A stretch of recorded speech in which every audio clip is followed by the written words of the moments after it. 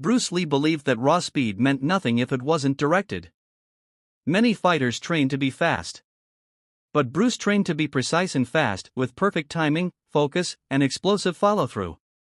He called it economy of motion. Every strike he threw was stripped of unnecessary movements. No wasted effort. No showboating. Just efficiency. When Bruce punched, he didn't chamber his hand like in traditional karate.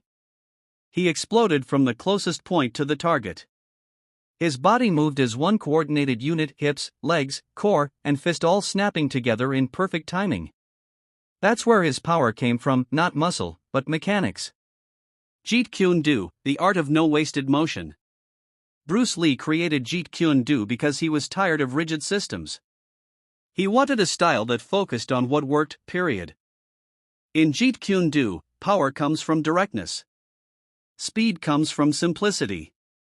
He trained to move in straight lines, strike without warning, and react before his opponent even finished thinking. His philosophy was, be like water. That meant flowing into whatever form was needed in the moment. Jeet Kune Do wasn't about waiting, it was about intercepting. And that's the key. Bruce didn't wait to counter. He met the opponent's attack midway. That's why his speed looked supernatural, he acted while others were still preparing to act. The physics behind his strikes, the kinetic chain. Bruce Lee understood physics deeply. He knew that true striking power didn't come from just swinging harder, it came from connecting your entire body into one explosive motion. That's the kinetic chain. Here's how it worked in his body.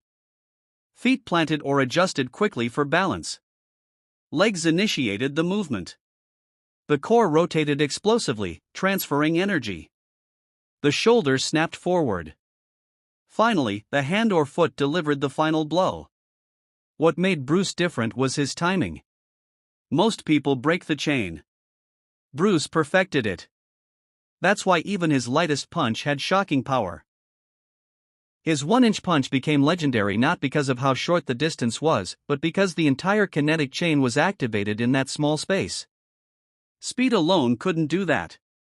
Power alone couldn't either. But when timed perfectly together, it was like being hit with a bullet. Muscle tension and relaxation, the secret balance. Bruce Lee trained to master a rare skill, switching between tension and relaxation in an instant. Most fighters either stay too stiff or too loose.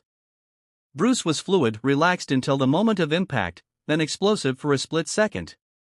This is what made his speed so deceptive. His body didn't telegraph anything. No muscle tightening, no slow wind-up. Just a blur. When you stay relaxed, your movements are faster. But to generate force, you need that momentary tension. Bruce trained this every day through shadowboxing, punching drills, isometric contractions, and what he called vibrating power. That meant small, sharp bursts of muscle contraction with maximum force and